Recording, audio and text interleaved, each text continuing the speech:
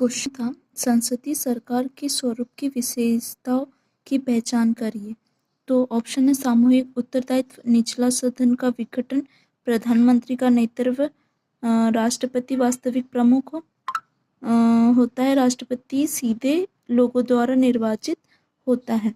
तो आंसर है इसका तीन ऑप्शन सही है। सामूहिक उत्तरदायित्व, निचला सदन का विघटन, प्रधानमंत्री का नेतृत्व और वास्तविक राष्ट्रपति का प्रमुख और राष्ट्रपति सीधे लोगों द्वारा निर्वाचित होते, ये नहीं है। तो ये तीन ऑप्शन हमें करेक्ट दिखाई देते हैं। क्यों करेक्ट है, हम इसे एनालिसिस करते हैं। जिसमें सामूहिक उत्तरदायित्व में आता है संसदीय प्रणाली में पीएम के नेतृत्व में मंत्रिपरिषद संसद के निचले सदन लोकसभा के प्रति सामूहिक रूप से उत्तरदायित्व होती है। ओके, फिर निचले सदन का विघटन, जैसे लोकसभा इंडिया में और यूके में हाउस ऑफ कॉमन को या तो अपने कार्यकाल के अंत में या पीएम की सलाह पर राज्य के प्रमुख राष्ट्रपति सम्राट द्वारा समय से पहले भंग किया जा सकता है। तो ये संसदीय सरकार के स्वरूप में हमें दिखाई देते हैं।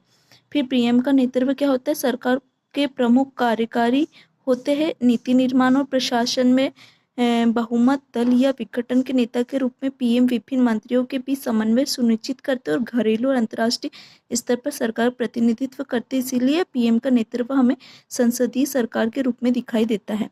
फिर ये राष्ट्रपति वास्तविक प्रमुख होता है। तो ये एक अध्यक्षात्मक सरकार की विशेषता के अंतर्गत आता है, जिसमें हम देखेंगे अमेरिका में इंडिया में ये अध्यक्षात्मक संसदीय प्रमुख अमेरिका में दिखाई देती है। इंडिया में राष्ट्रपति औपचारिक प्रमुख होते हैं, जबकि वास्तविक कार्यकारी शक्ति का प्रयोग करते हैं। ओके, फिर राष्ट्रपति सीधे लोगों द्वारा चुना जाता है। ये अध्यक्ष प्रणाली के अंतर्गत आता है। अमेरिका में होता है ये इलेक्टोरल कॉलेज के माध्यम से होता है, चुने जाते हैं। और इंडिया में अप्रत्यक्ष रूप से राष्ट्रपति चुने जाते हैं। तो ये अध्यक्षात्मक प्रणाली के अंतर्गत हमें दिखाई दिया।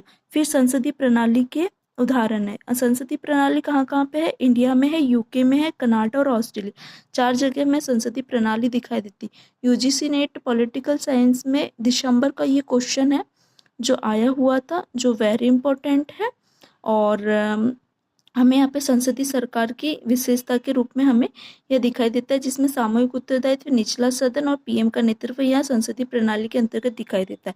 और ये राष्ट्रपति वाली बात है, तो ये अध्यक्षात्मक प्रणाली के रूप में दिखाई देंगी। और एक संसदीय प्रणाली के रूप में हमें 4 देश दिखाई देते हैं, जिसमें इंडिया हो गया, यूके हो गया, कनाडा और ऑस्ट्रेलिया संसदीय प्रणाली के उदाहरण के रूप में हमें दिखाई देते हैं। तो आपको ये किस टाइप के क्वेश्चन लग रहे हैं, एनालिसिस कैसा लग रहा है, ज़रूर कमेंट बॉक्स में बताइएगा। Thank you so much.